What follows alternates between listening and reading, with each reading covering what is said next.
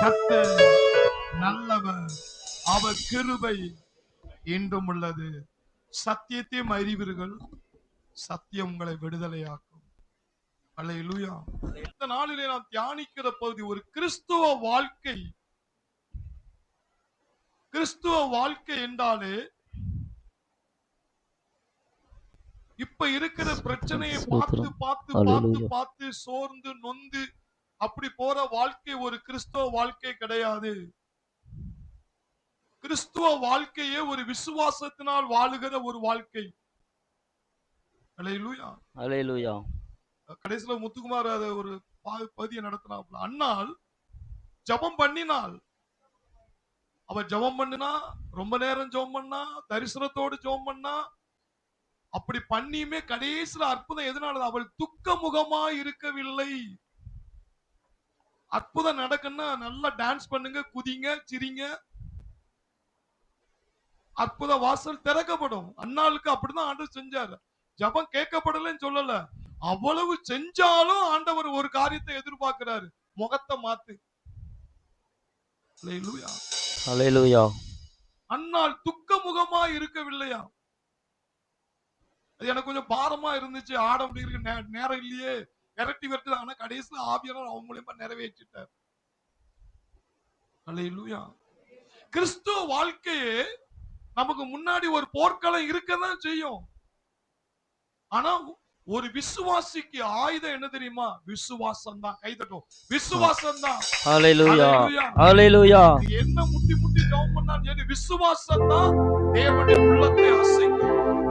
அல்லேலூயா. வேதத்துல ஆண்டவர் ஒரு உதாரணம் கொடுத்தாரு. பிரச்சனையை பார்த்து பார்த்து வாழாத.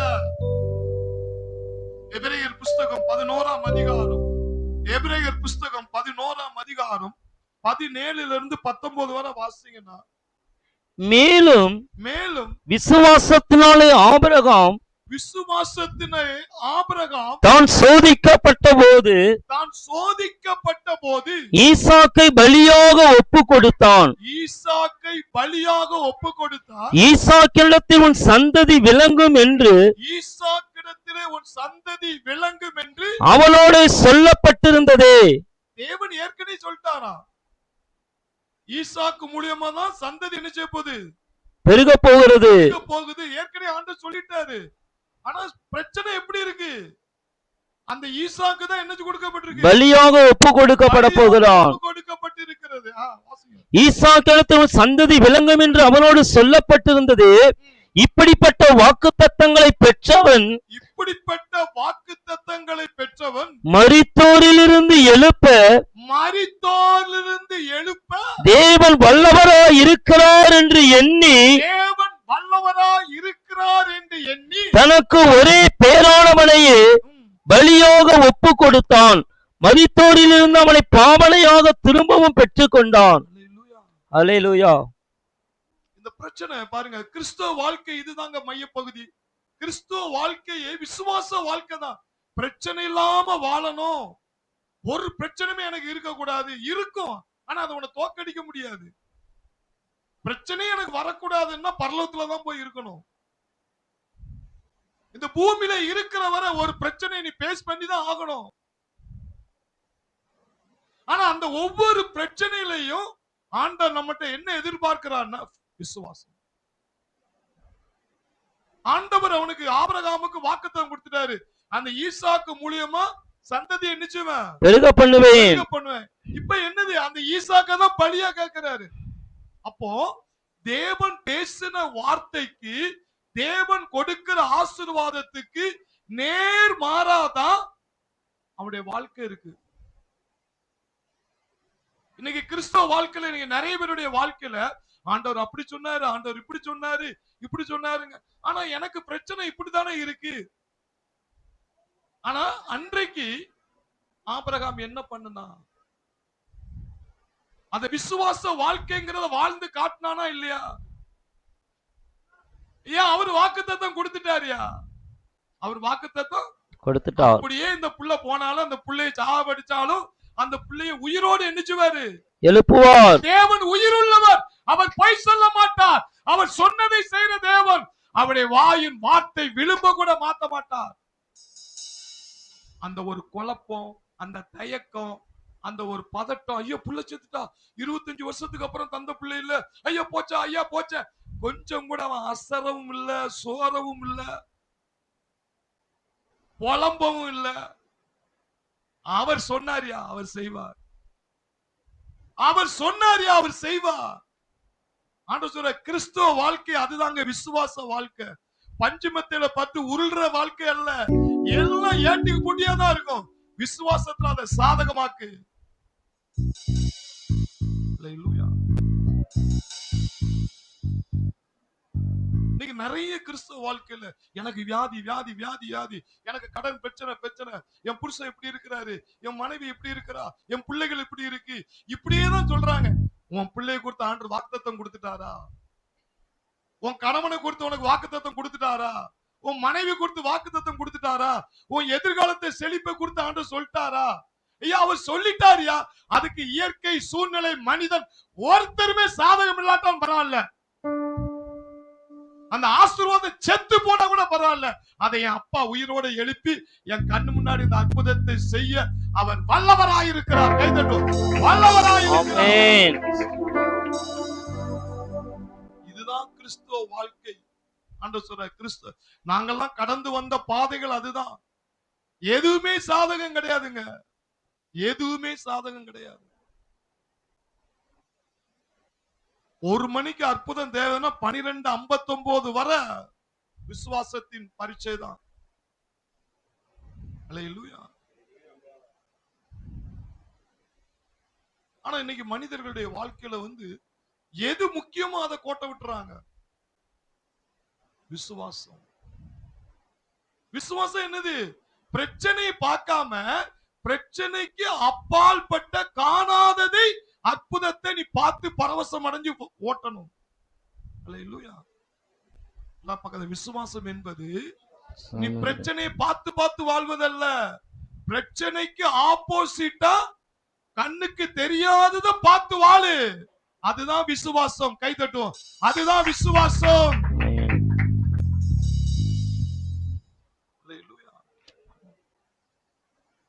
அதே எபிரேயர் 11:29 எடுத்து வாசித்து பாருங்க. விசுவாசத்தினாலே அவர்கள் சிவந்த சமுத்திரத்தை உலர்ந்த தரையை கடந்து போவது போல கடந்து போனார்கள். எதனாலயா? விசுவாசத்தினாலே. அவங்க நடந்து போகும்போது ஐயோ செங்கடலை நீங்க பாத்திருக்கீங்களா? நான் நேர்ல போய் பார்த்தோம். ஆண்டவர் அந்த பாக்கியத்தை ஆண்டவர் தந்தாரு. இஸ்ரேலுக்கு போய் அந்த எகிப்துல அந்த செங்கடலை பார்த்தோம். எப்பா எவ்வளவு பெரிய கடல். அந்த செங்கடலுக்கு பக்கத்தை ஒட்டி தான் ஒரு பெரிய எகிப்துல ஒரு பெரிய ஹோட்டல், 5 ஸ்டார் ஹோட்டல்ல தான் தங்கி இருந்தோம். அந்த ஹோட்டல்ல இருந்து பார்க்கும்போது கடல் பக்கத்துல தான் இருக்கு. கப்பல்லாம் அப்படி நிக்கிறதெல்லாம் தெரியுது. ரூம்ல இருந்து பார்க்கும்போது கப்பல் ரொம்ப பக்கத்துல இருந்த மாதிரி. கப்பல் போறவங்க கேட்டா எல்லா மேக்சிமம் கப்பல்லாம் அந்த பாதையில தான் கடந்து போகும்னு சொல்லுவாங்க. அந்த கடலை பார்க்கும்போது இதுவா ரோடு மாதிரி இருந்தது. இதுவா கர்த்தர் அந்த செங்கடலை பிளந்து ரோடாக்கி இஸ்ரவேல் ஜனங்களை என்ன செஞ்சாராம்? கடக்க பண்ணினார். யோசிச்சு பாருங்க. ஒரு பக்கம் பார்வோன் படை விரட்டிட்டு வருது, ஒரு பக்கம் கடலு. பிரச்சனை பிரச்சனை பிரச்சனை பிரச்சனை தான். இங்கிட்டும் பிரச்சனை அங்கிட்டும் பிரச்சனை தான். ஆனா அந்த பிரச்சனைக்கு மத்தியில ஆண்டவர் இன்னொன்னு வச்சிருக்காரு பாருங்க. அவ்வளவு பெரிய கடல் என் பிள்ளைக்காக ரோடாக்குவேன். கைதட்டு, ரோடாக்குவேன். ஆமென். என் பிள்ளைக்காக எதையும் செய்வேன். அல்லேலூயா. கடல்ல நடந்து போகும்பொழுது, ரோட்ல நடந்து போகும்போது என்ன நினைச்சிருப்பாங்க? நடுக்கடல்ல ரோடாக்கி திடீர்னு தண்ணி வந்துட்டா என்ன ஆகும்? திடீர்னு கடல் மூடிட்டுனா என்ன ஆகும்? திடீர்னு கடல் மூடிட்டா என்ன ஆகும்? அப்படி பயந்தா வாழ முடியுமா? அந்த தண்ணிக்குள்ள நடக்க முடியுமா? நடக்காது. அல்லேலூயா. அல்லேலூயா. இன்றைக்கு அப்படிதான். உனக்கு இருக்கிற பிரச்சனை, உனக்கு இருக்கிற வியாதி, உனக்கு இருக்கிற கடன் பிரச்சனை, உனக்கு இருக்கிற எதிர்ப்புகள், போராட்டங்கள், இதெல்லாம் பார்க்கும்போது என்னால நடக்க முடியுமா? திடீர்னு தண்ணி வந்துருமா? ஐயா உன்னை நடக்க பண்ணவர் கடைசி வரை நடத்துவார். கை தட்டுவோம். தொடக்கி விட்டவரை முடிப்பார். ஆமென். ஆதியும் அவரே, அந்தமும் அவரே, முந்தினவரும் அவரே. அல்பாவும் அவரே, ஒமேகாவும் அவரே. அல்லேலூயா. இன்னைக்கு ஆண்டவர் சொன்னாரு, உன் கண்ணுக்கு வீட்டுல பிரச்சனையா இருக்கலாம், பைனான்ஸ் பிரச்சனையா இருக்கலாம், ஏகப்பட்ட பிரச்சனையா இருக்கலாம், கணவனால, மனைவியால, பிள்ளைகளால என்ன பிரச்சனை இருக்கட்டும், நீ அதை பார்த்தேன்னா ஆவிக்குரிய வாழ்க்கை, கிறிஸ்துவ வாழ்க்கையில ஓடவே முடியாது. ஆண்டவர் சொல்றார், விசுவாசம் இருந்தால் அதுக்கு ஆப்போசிட்டா பார்த்து ஓடிக்கிட்டே இருப்பீங்க. அல்லேலூயா. இல்லைன்னா உங்களால ஓட முடியாது. விசுவாசம் தாங்க முதுகெலும்பு. அது முறிஞ்சிட்டு உங்க வாழ்க்கையில ஒவ்வொரு நாள் செத்து செத்து தான் பிழைக்கணும். சீக்கிரம் உங்களுக்கு வியாதி வந்துடும். நீ 100 வயசுல போறவன் 60 வயசுல போய் சேர்ந்துருவ. ஆனா விசுவாசத்துல வாழ்ந்தேன்னா என் ஆயுஷ் நாட்களை கர்த்தர் பூரணப்படுத்துவார்.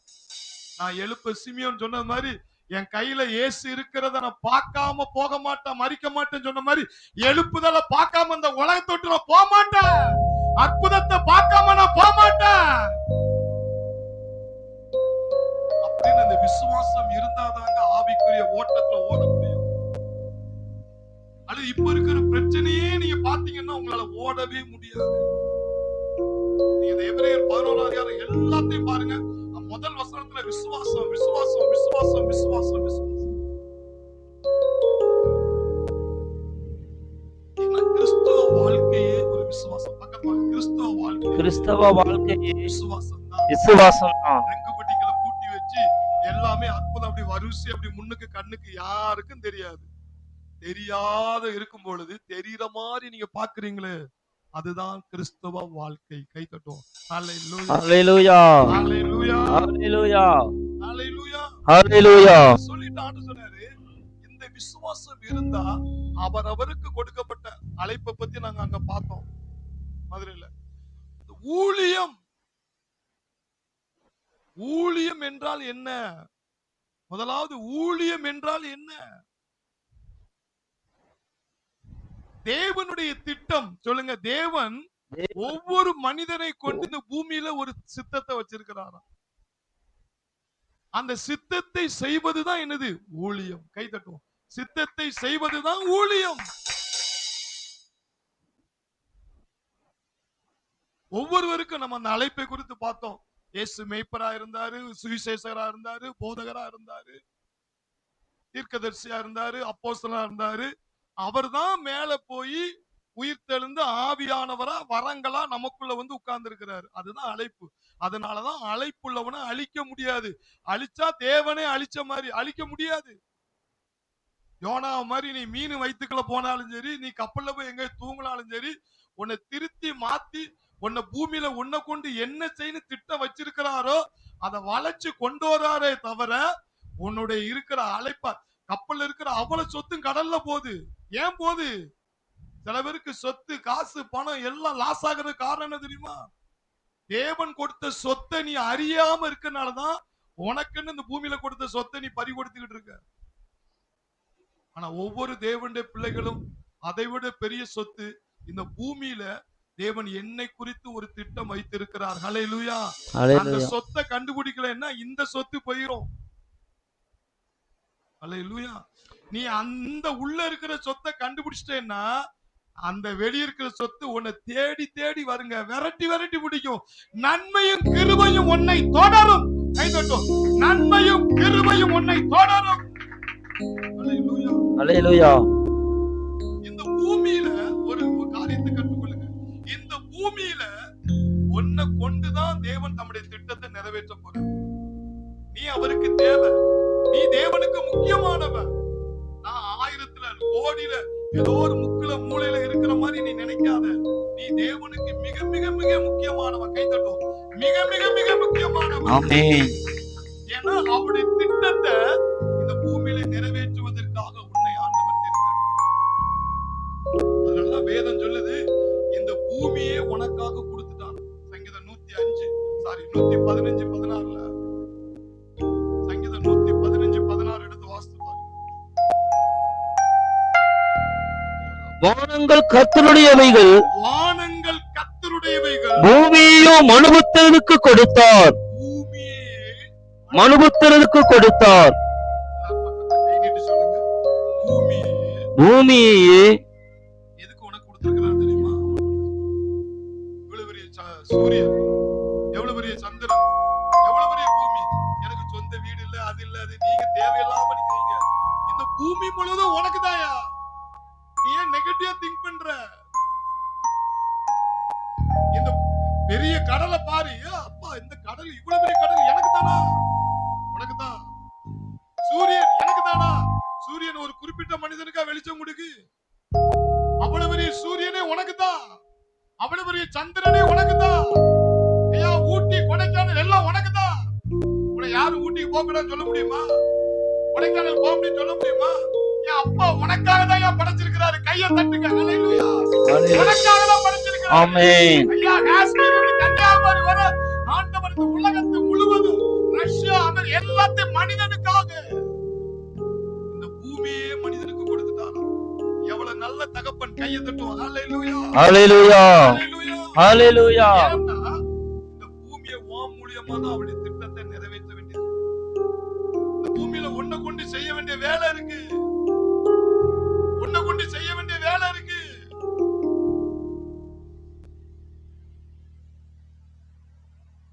என் ஆண்டவர் இயேசு ஏன் மனிதனா பிறந்தாரு? அவர் பிதாவா இருக்கும்போது ஒருவரும் சேரக்கூடாத ஒளியில் வாசம் பண்ணுகிறவர். ஒருவரும் தேவனை பார்க்க முடியாது. அப்படிப்பட்ட தேவன் ஏன் மனிதனா அந்த பூமியில பிறக்கணும்? உனக்கு ஒரு முன்மாதிரி. இந்த பாரப்பா, நான் எப்படி பிறந்தேன், இந்த உலகத்துல எப்படி வாழ்ந்தேன், எப்படி பிசாசுகளை துரத்தின, எப்படி வியாதியஸ்தரை சுகமாக்குன, எப்படி மனம் திரும்புதல் பிரசங்கத்தை பண்ணுன, எப்படி ஜனங்களை நான் விடுதலை ஆக்குன, இதெல்லாம் உனக்கு ஒரு முன்மாதிரி வச்சு போயிருக்கிறேன். இது மனுஷனாலதான் முடியும். தேவனுடைய திட்டத்தை மனிதனை கொண்டுதான் அந்த பூமியில நிறைவேற்றணுங்கிறதுக்காக, அவர் நமக்கு ஒரு முன்மாதிரி வைப்பதற்காக அவர் மனிதனாகவே இந்த பூமியில பிறந்து நமக்காக இந்த பூமியில செயல்முறை செயல்படுத்தி மீட்பின் பணியை சிலுவையிலே செய்து முடித்து நமக்கு ஒரு முன்மாதிரியை வைத்து போயிருக்கிறார். கை தட்டுவோம். ஹல்லேலூயா. ஹல்லேலூயா. ஹல்லேலூயா. ஹல்லேலூயா. ஒவ்வொரு கிறிஸ்தவனை அறியணும். நான் ஏன் பிறந்தேன்? முன்னாடி நான் அப்படி புலம்பி இருக்கேன். இங்க பிறந்தேன்னா அங்க கோடீஸ்வர வீட்டுல பிறந்திருக்கலாமே, இப்படி பிறந்தா அப்படி பண்ணிருக்கலாமே. இப்ப நான் தேவனால் பிறந்திருக்கிறேன். ஐயா, வானத்தையும் பூமி உண்டாக்கின தேவாதி தேவனுடைய வித்து எனக்குள்ள இருக்கு. அப்பேற்பட்ட தேவனுக்கு நான் பிறந்திருக்கிறபடினால இந்த பூமியே எனக்கு சொந்தம். கை தட்டுவோம். இந்த பூமியே எனக்கு சொந்தம். இந்த பூமியில என்ன கொண்டு ஆண்டவர் செய்ய வேண்டிய வேலை இருக்கு. இன்னும் மகத்துவமான வேலை இருக்கு. ராஜாக்கள் கடந்து வருவார்கள், ஜாதிகள் கடந்து வருவார்கள். உன் வெளிச்சத்திடத்திலே, ஒளியிடத்திலே ராஜாக்கள் கடந்து வருவார்கள். யோசேப்பை தேடி வந்தார்கள் அல்லவா? ராஜாக்கள் யோசேப்பை தேடி வந்தார்களா? தானியேலை தேடி வந்தார்களா? தாவீதை தேடி வந்தார்களா? ஆடு மேய்த்தவனை தேடி வந்தாங்கய்யா. கூழ் குடித்துக் கொண்ட யோசேப்பை தேடி அவ்வளவு பெரிய பார்வோன் அரண்மனையில் இருக்கிற அவ்வளவு சொத்து அதிகாரம் இருந்து கூட அவனால நிம்மதியா ஒரு ராத்திரி தூங்க முடியல. அந்த தலைவனை விடுதலையாக்க ஒரு யோசேப்பு தேவையா இருந்தது பூமியில். அதே போலதான் ஆண்டவர் சொல்றாரு, நாட்டு தலைவர்களுக்கே ஆசீர்வாதமாய் மாற உங்களை பூமியில வச்சிருக்கிறார். கை தட்டும். உங்களை பூமியில வச்சிருக்கிறாரு. மனுஷருக்காக பூமியே கொடுத்திருக்கிறார். நம்ம தலையை தொங்க போட்டுட்டு வாழ்ந்துருக்கோம். நீங்க யாரு? யாருடைய பிள்ளை? நீ யாருடைய பிள்ளை? தேவனுடைய அன்பை நீ முதல்ல நீ உணரணும். தேவனுடைய அன்பை நீ உணரணும். இளையகுமாரன் கதையை படிக்கும் போது அப்பா விட்டு பிரிஞ்சு போய் பாவிகளோடு வேசிகளோடு போய் தவிடு தின்னு பண்ணி மேய்க்கிறவனா மாறி பண்ணி திங்கிற உணவை தின்னு சாக்கடையாகி கடைசியில அப்பாவை நோக்கி வரும்போது அப்படி இருந்தும் அப்பாவுடைய அன்பு, அதான் மனுஷனுடைய அன்பு மாறும். என் அப்பாவுடைய அன்பு மாறாது. என் பிள்ளை வராதா வராதா வராதான்னு ஏங்கி காத்து கொண்டிருந்து வர்றத பார்த்து ஓடி போய் அணைச்சு முத்தமிட்டு மோதிரம் போட்டு புது வஸ்திரத்தை உடுத்தி அழகு பார்த்து அலங்கரித்து இந்த பூமியில வாழ வச்சு உன்னை கொண்டு சாதிக்க விரும்புகிறாரு. நீ தலையை தொங்க போடலாமா? உன்னை விட பாக்கியமா அந்த உலகத்துல ஒருவனும் கிடையாது. கை தட்டுவோம்.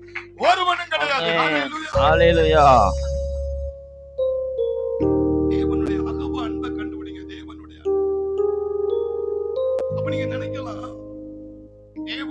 திட்டத்தை பூமியில செய்வதுதான் ஊழியம்.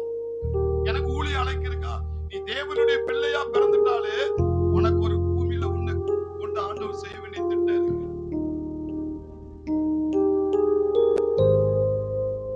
ஊழியம் என்று சொன்னாலே ஆண்களா பெண்கள் சமையலை பண்ணிட்டு குழம்ப வச்சுட்டு இன்னைக்கு புளி குழம்பு, நாளைக்கு வத்த குழம்பு, நாளைக்கு மீன் குழம்பு, குளிப்பாட்டணும், அதை செய்யணும். இப்படியே கிறிஸ்தவ வாழ்க்கை வாழ்ந்துட்டு கல்லறைக்குள்ள போயிடாதீங்க. அது கிறிஸ்தவ வாழ்க்கை அல்ல.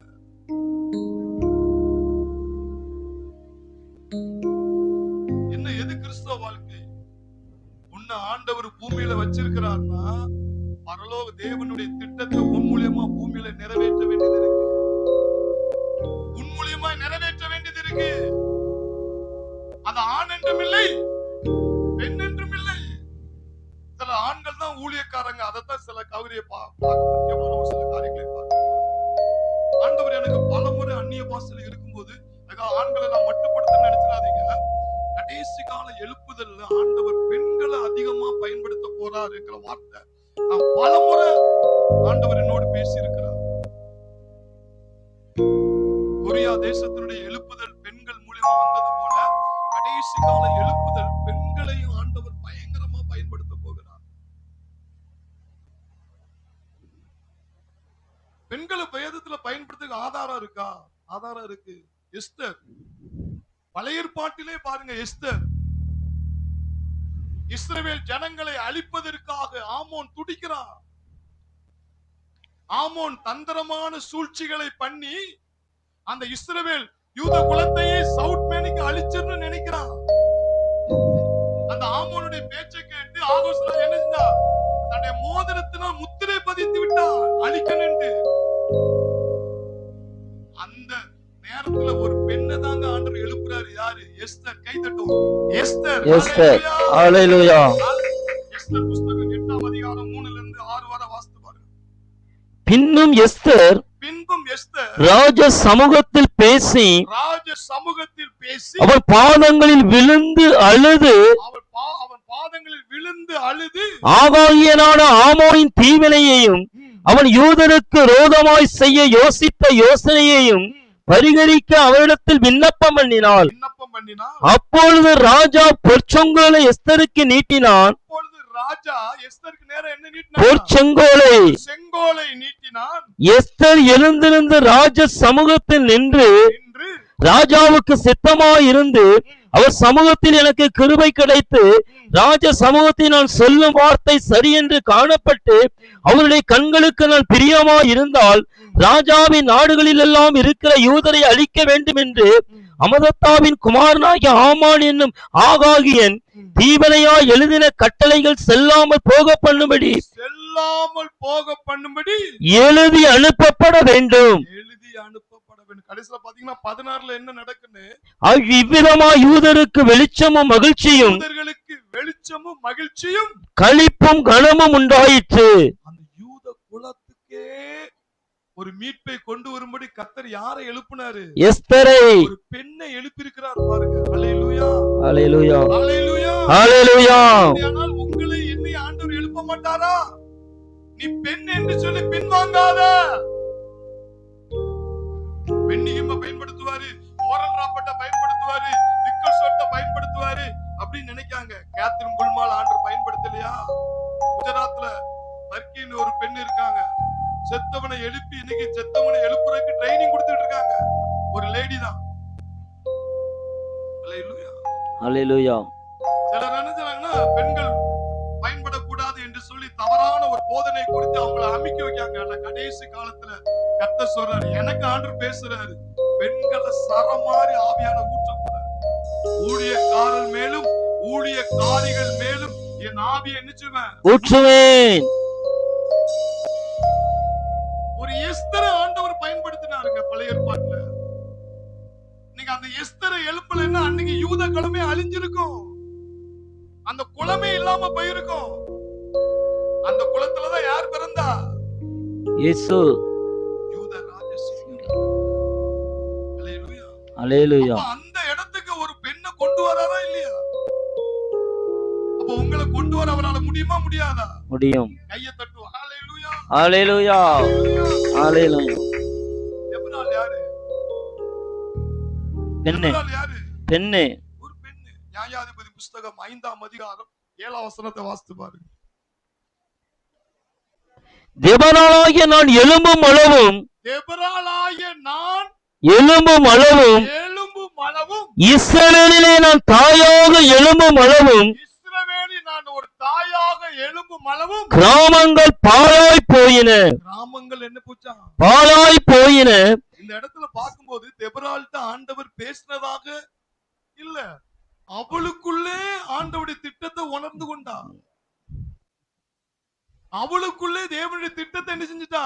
அறிந்து கொண்டாள். நம்மள பூமியில ஆண்டவர் ஊழியக்காரியா வச்சிருக்கிறான்னா சும்மா இல்ல, நம்மளை கொண்டு ஏதோ ஒண்ணு செய்ய போறாரு. நம்மளை கொண்டு ஏதோ ஒன்று செய்ய போகிறார். நடக்க போதியா? இங்க அவ தெபொராள் என்ன சொல்றா பாருங்க. தெபொராளாகிய நான் எழும்பும் அளவும் எழும்பும் அளவும் இஸ்ரவேலிலே நான் தாயாக எழும்பும் அளவும் இஸ்ரவேலிலே தாயாக எழும்பும் அளவும் கிராமங்கள் பாழாய் போயின.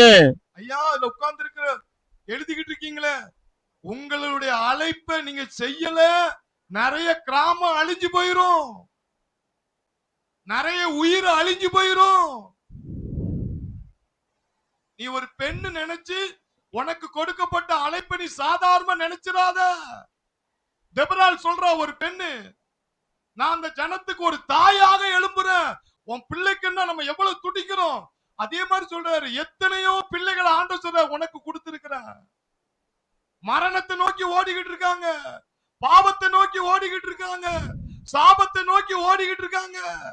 உன்னை என் பிள்ளையா தெரிந்தெடுத்து உனக்குள்ள ஆவிய வச்சு உன்னை ஜெபிக்கவோ துதிக்கவோ தாங்கவோ உன்னை வச்சிருக்கிறன்னா, நீ அந்த அழைப்பை கண்டுபிடிச்சு இந்த பூமியில செய்யாத ஒரு தாயா இருப்பாயானால் உன்னால பல கிராமங்கள் அழிந்து போகும், உன்னால சில பட்டணங்கள் அழிந்து போகும், உன்னால பல ஊழியக்காரங்களுக்கு ஆபத்து ஆகிவிடும்.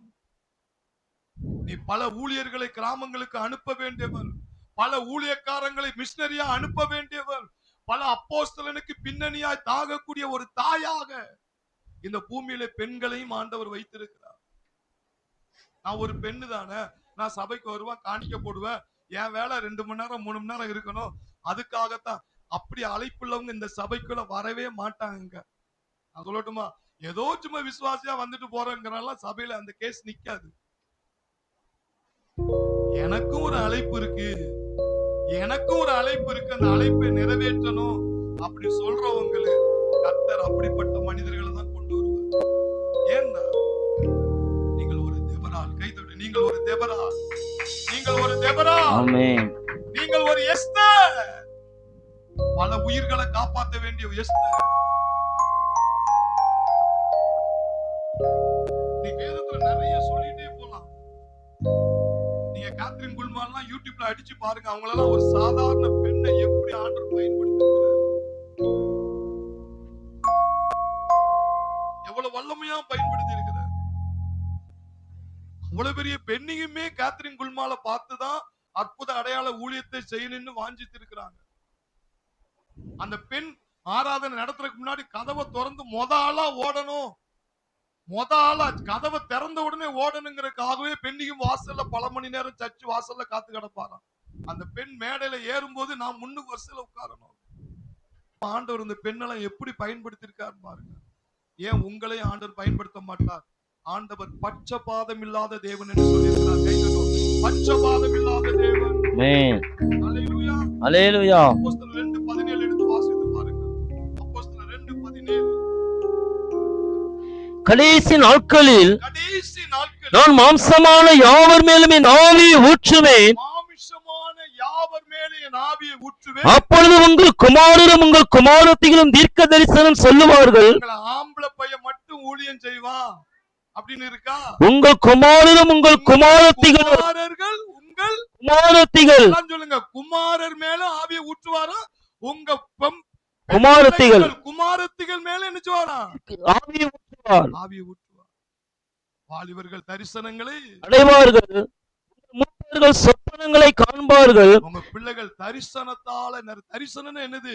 தேவனுக்காக பெரிய காரியம் செய்யணியா, இதுவரை செய்யாத அற்புதம் செய்யணியா, இதுவரை செத்தவெல்லாம் சாதாரண எழுப்பியிருக்காங்க, நாங்கெல்லாம் குழியில இருந்து எழுப்புறோம் ஐயா அப்படின்னு ஒரு தரிசன ஆவினால் உங்க பிள்ளைகளை நிறைக்க போறார். கை தட்டுவோம், நிறைக்க போறார். ஹல்லேலூயா. சில பிள்ளைகள் பாருங்க, அப்படி வாழணும், இப்படி வாழணும், இப்படி வாழணும், இப்படி வாழணும் அப்படி சில பிள்ளைகள் பாருங்க, ஆண்டவர் அப்படிலாம் செய்வாரா, செத்தவெல்லாம் எழுப்புவாரா, அப்படிலாம் எழுப்புவாரா அப்படின்னா அந்த பிள்ளைகளை ஏன் அதை குறித்து கேட்குதுன்னா அங்க என்ன இருக்கு, ஆவி இருக்கு. குமாரன் மேலும் உங்கள் குமாரத்திகள் மேலும் என் ஆவி என்ன செய்வார், ஊற்றுவே. ஊற்றுவேன். என்னுடைய ஊழியக்காரர் மேலும் என்னுடைய ஊழியக்காரிகள் மேலும் அந்நாட்களில் என் ஆவியை ஊற்றுவேன், அப்பொழுது அவர்கள் தீர்க்க தரிசனம் சொல்வார்கள். அல்லேலூயா. தீர்க்க தரிசனம்ங்கிறது ஒரு ஊழியம். ஊழியம் உங்க பிள்ளைகளும் ஊழியம் செய்யும். நீங்க நினைப்பீங்க உங்க பிள்ளைகள் சாதாரண, தேவன் கொண்டு வந்திருக்கிறார்னா அவர் ஆவிய வச்சுட்டாரு வச்சுக்கிறீங்களா. நம்ம அங்க பார்த்தோம்ல எரேமியா 20:9, அந்த தேவனுடைய வார்த்தை எலும்பில் அடைபட்டு எரிகிற அக்கினியை போல, அது பொறுக்க முடியாத அளவுக்கு ஸ்டாப் பண்ண முடியாதா. உங்க பிள்ளை மேல ஆவிய ஊத்திட்டாரு வச்சுக்கிறீங்களா, அவ்வளவுதான். அது கேத்ரின் குல்மாலா ஆகிறாங்களா, பென்னிகம் ஆகிறாங்களா சொல்லவே முடியாது. உலகத்தை அசைக்கிற மனிதர். நீங்க நினைப்பீங்க என் பிள்ளை வருமா, ஏன் கொலை பண்ணிட்டு போன சவுளதானங்க ஆண்டவர் அப்படி மாத்தினாரு, செத்தவனை எழுப்பினவன. சபைகளை அடிச்சு நொறுக்கி ரவுடியே தானே ஆண்டவர் மாத்தினாரு. அப்போஸ்தலனா கொலை பண்ணிட்டு போன மோசையை தானங்க தீர்க்கதரிசியா மாத்தினாரு. அவனை மாதிரி ஒரு தீர்க்கதரிசி கிடையாதுன்னு தானே சொன்னாரு. பள்ளிவிடமே போகாத பேதுரு, 3 தடவை மறுதலிச்ச பேதுரு, சீர்கட்ட பேதுரு, ஒழுக்கமற்ற ஒரு பேதுருவ அப்போஸ்தலனுக்கு தலைவனாக்குனாரு. ஏன் அப்படிப்பட்டவர் உங்க பிள்ளை மேல ஆவிய ஊத்திட்டாலும் முடிஞ்சத. அவர் ஊழியக்காரன் மேலும் ஊழியக்காரி உங்கள் குமாரர் மேலும் உங்கள் குமாரத்திகள் மேலும் ஆவியை ஊற்றுவேன்னு சொல்லி இருக்கிறார்.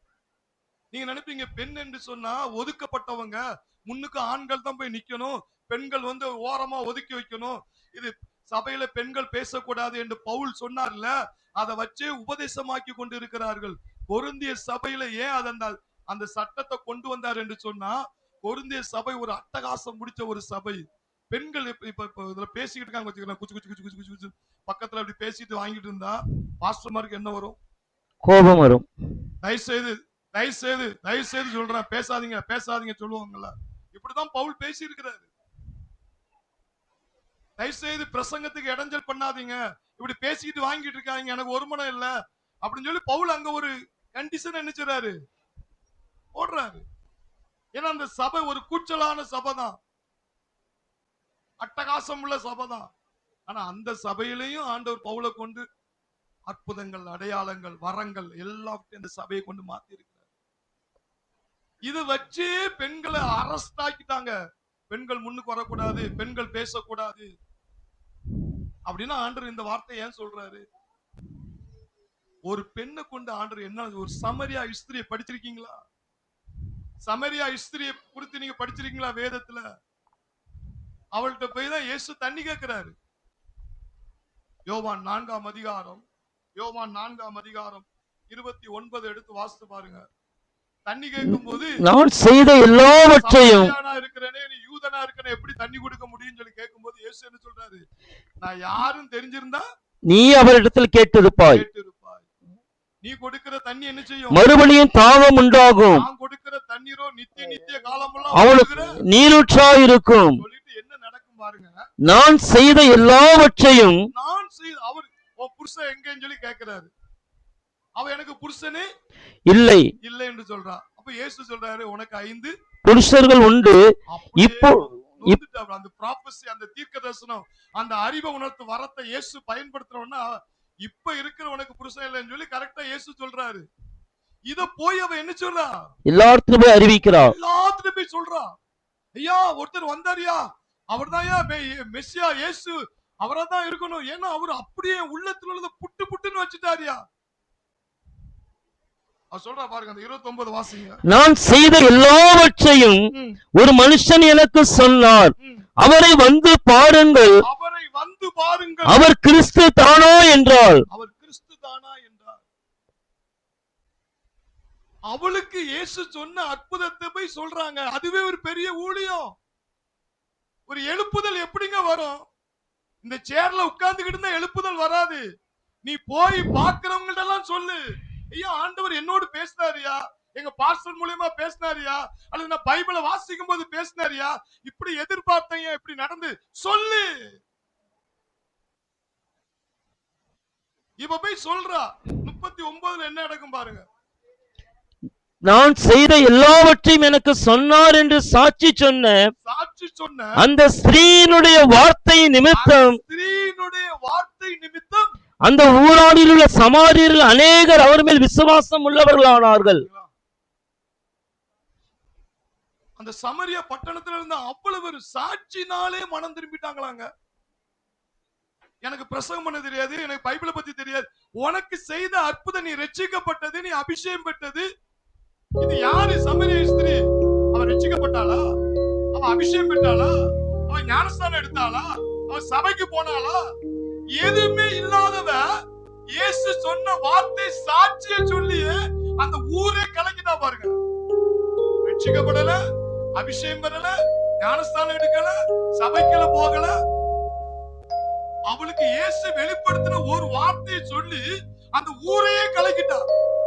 நீங்க ரட்சிக்கப்பட்டிருக்கீங்க, நீங்க அபிஷேகம் பெற்றப்பட்டிருக்கீங்க, நீங்க ஞானஸ்தானம் எடுத்திருக்கீங்க, ஒவ்வொரு ஆராதனைக்கும் போறீங்க, அற்புதத்தை கண்ணால பாக்குறீங்க. ஒரு நாளைக்கு 2 பேருக்கு சொல்ல முடியாதா? அல்லது வாரத்துல 2 பேருக்கு சொல்ல முடியாதா? மாசம் ஒரு 5 பேருக்கு சொல்ல முடியாதா?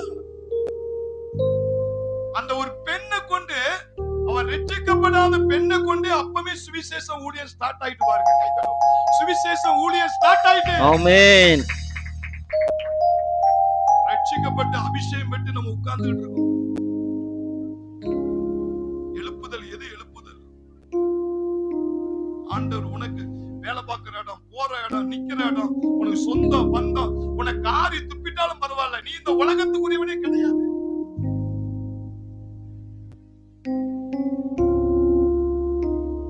ஆவியானவரை பெற்றுக்கொள்ளாத அவளுக்கே அந்த ஐயா அப்படி சொல்லிட்டாரியா, அப்படி சொல்லிட்டாரியா, வந்து பாருங்கயா, பாருங்கயா, இப்படியே சொல்லி அந்த ஊரையே மனமாத்திட்டாளாம். நீ தேவனை சுமந்து கொண்டு வாழ்ற, அபிஷேகம் அபிஷேகம் கேட்கிற, நிரப்பப்படுற, மத்தவங்களுக்கு இயேசு பத்தி சொல்றதுக்கு நீ கூச்சப்படுறியே. எபராலை போல நான் சொல்லாட்டா கிராமம் அழிஞ்சு போயிருமே, எத்தனை உயிர் பாலா போயிருமே, எத்தனை உயிர் பாலா போயிருமே. ஒரு பெண்ணா இருந்து ஒரு சுவிசேஷ ஊழியத்தை செய்திருக்கிறார். அல்லேலூயா. சபைக்கே பாஸ்டரா இருக்காங்க பெண்கள். வேதத்துல ஆதாரம் இருக்கு, உங்களுக்கு பாத்திருக்கீங்களா? யாரா கேட்டா சொல்லுங்க. பெண்கள் முன்னமே பாட்டு படிக்க கூடாது, சாட்சி சொல்லக்கூடாது அப்படின்னு சொன்னானே வசனத்தை எடுத்து சொல்லுங்க. ரோமர் புஸ்தகம் 16ஆம் அதிகாரம், ரோமர் புஸ்தகம் 16ஆம் அதிகாரம் 1 எடுத்து வாசிங்க. கெங்கிரேயா ஊர் சபைக்கு, கெங்கிரேயா ஊர் சபைக்கு ஊழியக்காரியாகிய, ஊழிய சபைக்கு பாருங்க, சபைக்கு ஊழியக்காரியாகிய நம்முடைய சகோதரி பெபையாளை நீங்கள் கர்த்தருக்குள், நம்முடைய சகோதரியாகிய பெபையாளை நீங்கள் கர்த்தருக்குள் பரிசுத்தவான்களுக்கு ஏற்றபடி ஏற்றுக்கொண்டு.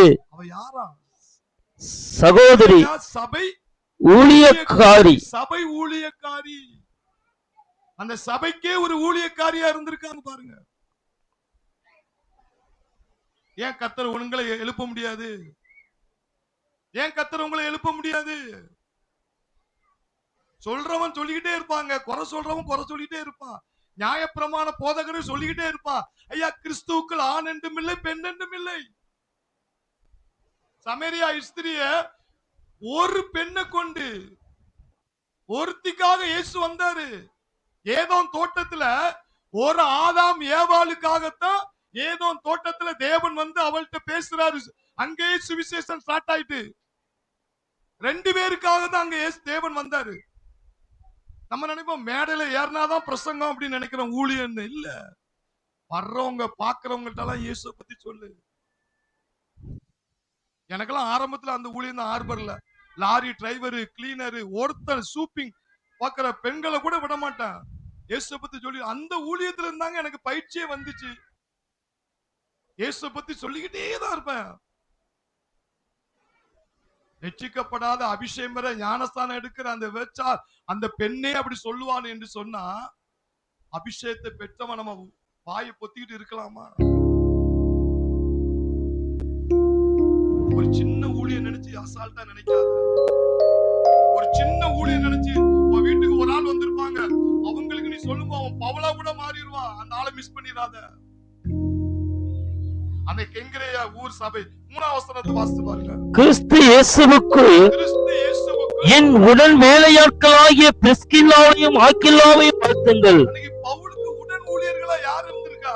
Priscilla, Aquila. ஆக்கில்லாவுடைய மனைவி தான் யாரு? பிரிஸ்கில்லா. ரெண்டு பேருமே பவுல் அப்போஸ்தலனுக்கு உடன் ஊழியரா இருந்திருக்காங்க, ஊழியக்காரிகளா இருந்திருக்காங்க. அப்ப பெண்கள் ஊழியத்துல ஒரு முக்கிய பகுதியை பெற்றிருக்காங்க. அல்லேலூயா. அதே வசனம் 12. கர்த்தருக்கு பிரயாசப்படுகிற திரிபேனாலையும் திரிபோசானாலையும் வாழ்த்துங்கள். கர்த்தருக்கு மிகவும் பிரயாசப்பட்ட பிரியமான பெர்சியாலை வாழ்த்துங்கள். இவங்கெல்லாம் கர்த்தருக்காக பிரயாசப்பட்ட பெண்கள். ஏன் சபையானது என்னதுன்னா சத்துருடைய தந்திரம். பெண்கள் பவுல் சொல்லியிருக்காரு, அங்க சொல்லியிருக்காரு, இங்க சொல்லியிருக்காரு. பவுல் தான் ஏற்படுத்தி வச்சிருக்கிறாரு கெங்கிரேயா ஊர் சபை ஊழியக்காரியாகிய. அங்க பவுலுக்கு உடன் ஊழியரா முக்கியமா இருந்தது பிரிஸ்கில்லா, ஆக்கில்லா என்று சொல்லப்பட்டிருக்கு.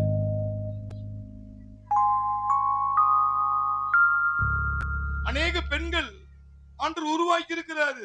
இயேசு கிறிஸ்து உயிர்த்தெழுந்த உடனே முதல்ல யாருக்கு தரிசனமானாரு? மரியாள், மகதலேனா மரியாள். எத்தனை சீசர் இருக்கத்தக்க யாருக்கு தரிசனமானாரு? பெண்ணுக்கு. இயேசு சாகும்போது கடைசர கல்லறை தோட்டத்துல இருந்தது யாரு?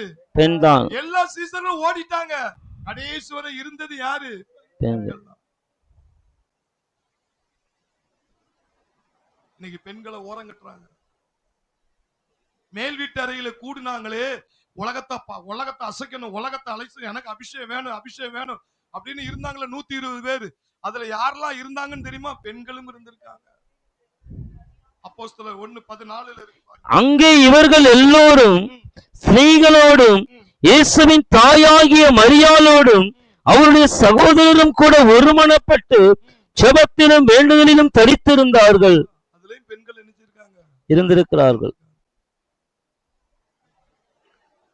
ஒரே ஒண்ணு சொல்லி நான் முடிக்க விரும்புறேன். பேதுருவை சிறையில போட்டு நினைச்சிட்டாங்க, அடைச்சிட்டாங்க. அப்போஸ்தலனை அவனை கொண்டுதான் எழுப்புதல் செய்ய போறாரு. ஆனா இந்த அப்போஸ்தலனை வெளியே கொண்டு வருவதற்காக துடிக்கிறது யார் தெரியுமா? அப்போஸ்தலர் 12 நினைக்கிறேன். அவன் இப்படி நிச்சயித்துக் கொண்டு மார்க்கு என்னும் பெயர் கொண்ட யோவானுடைய தாயாகிய மரியாள் வீட்டுக்கு வந்தான். அங்கே அநேகர் கூடி ஜெபம் பண்ணி கொண்டிருந்தார்கள். பேதுரு வாசற்கதவை தட்டின போது ரோதை என்னும் பெயர் கொண்ட ஒரு பெண் ஒற்று கேட்க வந்தாள். அவள் பேதுருவின் சத்தத்தை அறிந்து சந்தோஷத்தினால் கதவை திறவாமல் உள்ளே ஓடி பேதுரு வாசலுக்கு முன்னே நிற்கிறாள் என்று அறிவித்தாள். ஜெபம் இருக்கிறா. பெண்கள் போராடுற பாருங்க. என் தலைவன் அப்போஸ்தலன், அவனை கொண்டுதான் கர்த்தர் எழுப்புதலை செய்ய போறாரு. அவனை சிறையில அடைச்சிட்டாங்க, வெளியே கொண்டு வரணும். தன் பணைய வைத்து போராடி ஜெபம் பண்ணிட்டு இருக்காங்க. அந்த அற்புத ஊழியம் தாங்க பேதுருவை கொண்டு உலகத்தை அசைச்சாரு. நிழல் பட்டு சுகமடைகிற அளவுக்கு அற்புதம் என்ன செஞ்சுச்சு? நடந்தது. அஸ்திவாரமா கர்த்தர் யாரை எழுப்புறாரு? பெண்களை. கை தட்டும் பெண்களை. ஹல்லேலூயா, ஹல்லேலூயா, ஹல்லேலூயா. இன்னைக்கு இந்த பெண்கள் சனிக்கிழமை பிரேயர்ல நீங்க பண்றது, நீங்க கூடி ஜெபம் பண்றது, இதெல்லாம் நீங்க சாதாரணமா நினைப்பீங்க. உங்கள் தலைவனை அப்போஸ்தலனை உச்சிக்கு கொண்டு போக, அப்போஸ்தலனுக்கு விசுவாசத்தை உண்டாக்க, அப்போஸ்தலனுடைய கட்டுகளை உடைக்க, அப்போஸ்தலனை கொண்டு சடலங்களை உயிரோடு எழுப்ப நீங்க பண்ற ஜெபம், உங்களுடைய வீடுகள் ஒவ்வொன்றும் ஜெப கூடாரமாய் மாறணும். ஒவ்வொரு ஏரியால உங்க வீடுல அன்னைக்கு ஒரு சமரியா ஸ்திரீக்காக இயேசு போனாரு. உன் வீட்டுக்குள்ள ஒரு ஆளை வச்சு நீ ஜெபம் பண்ணு. பாஸ்டருக்காக, எழுப்புதலுக்காக, ஜனங்களுக்காக, தேசத்துக்காக நீ அப்படி ஜெபம் பண்ணு. நான் 2 பேர் தானே ஜெபம் பண்றேன், நான் என் வீட்டுல ஒரு ஆள் தானே ஜெபம் பண்றேன், அற்பமா நினைக்காத. அந்த ஜெபம் பல அப்போஸ்தலர்களை எழுப்பும். அந்த ஜெபம் அப்போஸ்தலரை பாதுகாக்கும். அந்த ஜெபம் அப்போஸ்தலர் நடு ராத்திரியில கொண்டு போய் விட குழிய தோண்டி எழுப்ப வைப்பாரு. உங்களுடைய ஜெபம் சாதாரண ஜெபம் அல்ல, தேசத்தை அசைக்கிற ஜெபம். ஒவ்வொரு வீடுகளும் ஜெப கூடாரமாய் மாறட்டும். ஜெப சேனைகள் எழும்பட்டும். ஒவ்வொரு நீங்க புதிய முத்துரா அல்லது சவுத்தியாபுரமா முட்டா எங்கனாலும் உன் வீடு ஜெப வீடா மாறணும்.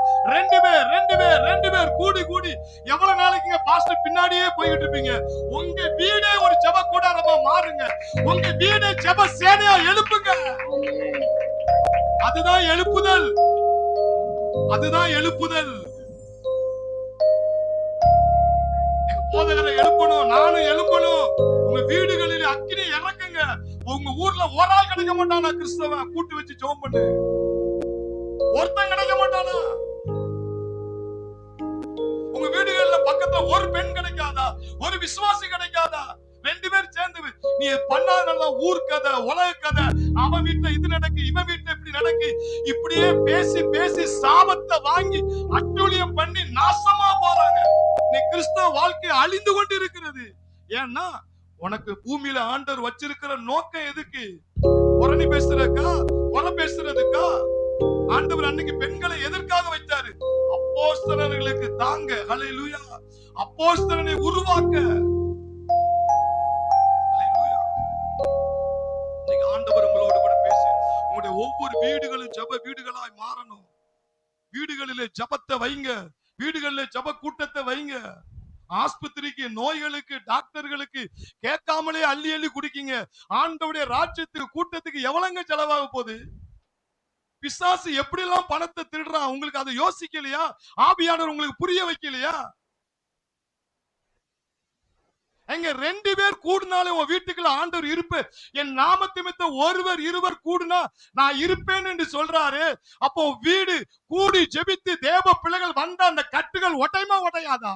உன் குடும்பம் ஆசீர்வதிக்கப்படுமா படாதா? உன் வீடு ஆசீர்வதிக்கப்படுமா படாதா?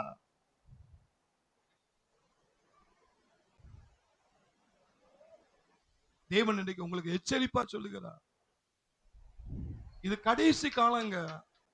இது கடைசி காலம். உலகத்தையே சோப்பு போட்டு வாழ்ந்துறாங்க. எவ்வளவு சொந்த பந்தத்தை சோப்பு போட்டு வாழாங்க. ஆனா நீங்கள் ஒரு படுக்கையிலோ ஒரு வேதனையை கடக்கும் பொழுது எந்த சொந்த பந்தமும் வராது. உன் அருகில் வருகிறவர் இயேசு ஒருவர் தான். உனக்காக துடி துடிக்கிறவர் இயேசு ஒருவர் தான். உன் மேல மனதுருகிறவர் இயேசு ஒருவர் தான். அவரை விட்டு பிரிஞ்சு வாழ்ந்துடாத. அவர் உன்னை தெரிந்தெடுத்ததுக்கு நோக்கம் உண்டு. உன்னை முன்குறித்ததுக்கு நோக்கம் உண்டு. அவருடைய சித்தத்தை செய்யலையா? அவர் சித்தத்தை செஞ்சா அவரே என் கூட இருப்பாரியா. யார் எனக்கு பக்கபலமா இருக்காங்களோ என் அப்பா என்ன விட மாட்டார். ஹல்லேலூயா. ஹல்லேலூயா. ஆண்டவர் உங்களோடு கூட பேச கண்களை ஜீசஸ் ஜீசஸ் ஜீசஸ் ஜீசஸ். ஹல்லேலூயா ஹல்லேலூயா. நன்றி ஆண்டவரே, நன்றி ஆண்டவரே, நன்றி உள்ளத்தோடு துதிக்கிறோம் ஆண்டவரே.